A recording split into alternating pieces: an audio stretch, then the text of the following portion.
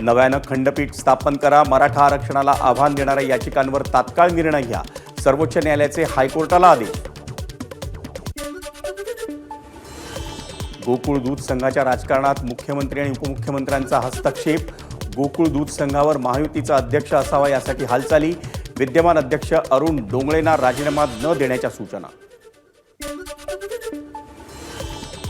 कोयना धरण प्रकल्पग्रस्तांच्या पुनर्वसन आणि जमीन वाटपाच्या प्रस्तावांबाबत विभागीय आयुक्तांनी तातडीनं कार्यवाही करावी, उपमुख्यमंत्री अजित पवारांचे निर्देश. कोयना धरण प्रकल्पग्रस्तांनी राज्यासाठी केलेला त्याग मोठा, अजित पवारांची प्रतिक्रिया. धरणातील गाळ उपशासाठी नवीन धोरण तयार करा, राधाकृष्ण विखे पाटील यांची बैठकीत सूचना. तुलनात्मक अभ्यास करून राज्याचे सर्वसमावेशक असे नवीन धोरण तयार होईल, विखेंची माहिती. लवकरच एसटीच्या प्रवाशांना स्मार्ट बसेसची सेवा मिळणार, परिवहन मंत्री प्रताप सरनाईकांची माहिती.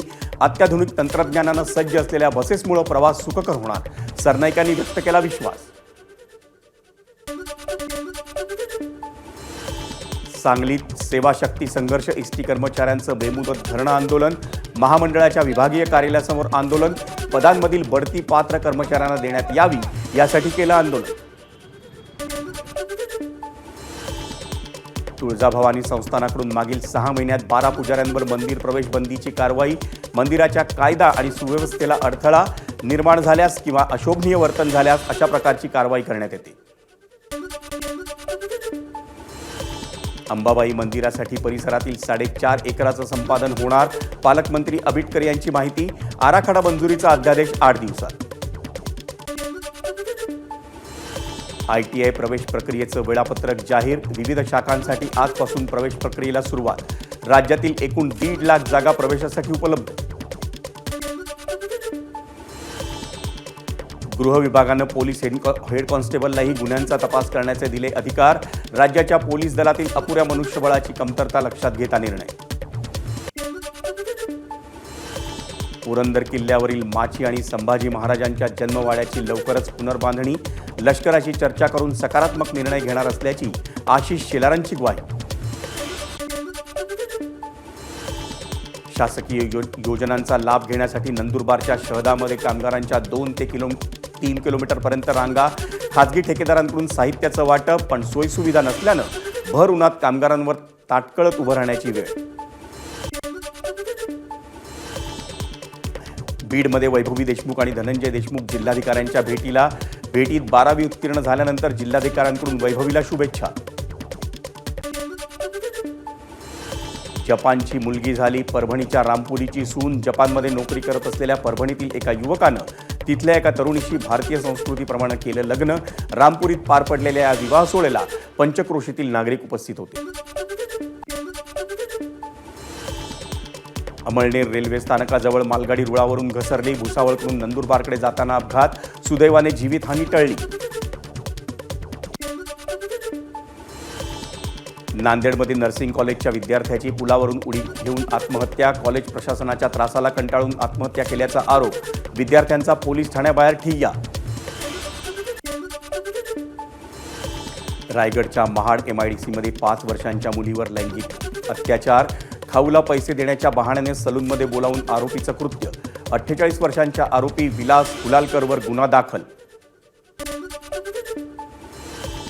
अहिल्यानगरच्या श्रीरामपूरमध्ये कोट्यवधींचे अंमली पदार्थ जप्त. तब्बल 13,75 लाखांचा मुद्देमाल जप्त करून दोघांवर केले गुन्हे दाखल. धुळे जिल्हा पोलीस अधीक्षकांच्या मार्गदर्शनाखाली संपूर्ण जिल्ह्यात नाकाबंदी आणि कोम्बिंग ऑपरेशन.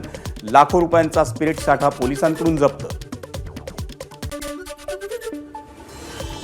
बीडच्या माजलगावमध्ये आईस्क्रीम विक्रेत्याला बंदुकीचा धाक दाखवून मारहाण. पैशांचीही केली वसुली. 4 जणांविरोधात गुन्हा दाखल.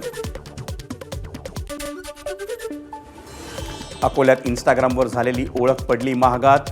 मूलबाळ होत नसल्यानं घेतला दाम्पत्याचा आळंदीला नवस करण्याचा सल्ला. पुण्यात विवाहितेवर केले लैंगिक अत्याचार. सुपेश पाचपोरसह दाम्पत्यालाही अटक. चेंबूरमध्ये चालत्या गाडीत स्टंट करणं आणि निष्काळजीपणे गाडी चालवल्याप्रकरणी गुन्हा दाखल. 3 जणांवर गुन्हा दाखल झाल्याची माहिती. नंदुरबारमध्ये बनावट दारू तयार करणाऱ्या कारखान्यावर पोलिसांचा छापा. गुप्त माहितीच्या आधारावर स्थानिक गुन्हे शाखेची धडक कारवाई. नवापूर तालुक्यातील गडदानी गावात एका घरात सुरू होता देशी विदेशी बनावट दारू बनवण्याचा कारखाना. नांदेडमधील मुखेड तालुक्यातील सावर गावात फटाक्यांच्या आतषबाजीमुळे लग्न मंडपाला भीषण आग. काही दिवसांपूर्वीच्या घटनेचा व्हिडिओ व्हायरल. अहिल्यानगरमध्ये 2 चुलत भावांचा ओढ्याच्या पाण्यात बुडून दुर्दैवी मृत्यू. गोगलगाव परिसरात पसरली शोककळा. भंडारा तालुक्यातील कोथुर्णा गावात मुद्देपीकडून मारहाण करत तरुणीची झिंड. मुलीला वाचवण्यासाठी आलेल्या आईसह अन्य 2 बहिणींनाही आरोपीकडून मारहाण. वरठी पोलिसात गुन्हा दाखल. जळगावमध्ये चुकून बंदुकीचा ट्रिगर दाबला गेल्याने गोळी सुटून 1 जण गंभीर जखमी. तरुणावर रुग्णालयात उपचार सुरू. दरम्यान हा गावठी कट्टा आला कुठून याचा पोलिसांकडून तपास सुरू. लग्न झालं आणि दुसऱ्याच दिवशी नववधूचा हृदयविकाराच्या झटक्यानं मृत्यू. पंढरपूरच्या माळशिरसमधील धक्कादायक घटना. बुलढाण्यात 9 वर्षांच्या मुलीवर लैंगिक अत्याचार. 24 वर्षीय नराधमाकडून अत्याचार करून तिला जीवे मारण्याची धमकी. पिंपळगाव राजा पोलिसांकडून तात्काळ गुन्हा दाखल करून अटक.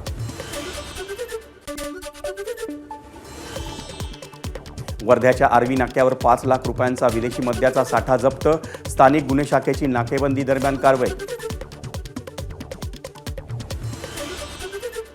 सांगलीच्या तासगावमधील गव्हाणमध्ये बैलगाडा शर्यती दरम्यान ताबा सुटून बैलगाडी तलावात. 2 बैलांना कासऱ्याचा फास लागून मृत्यू.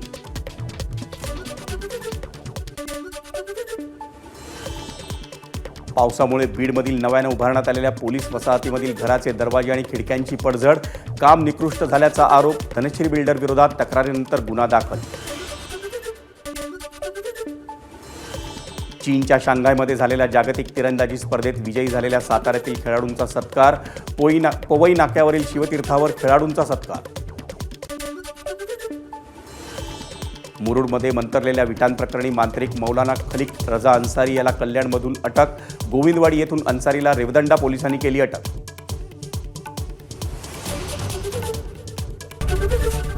एबीपी माझा, उघडा डोळे बघा नीट.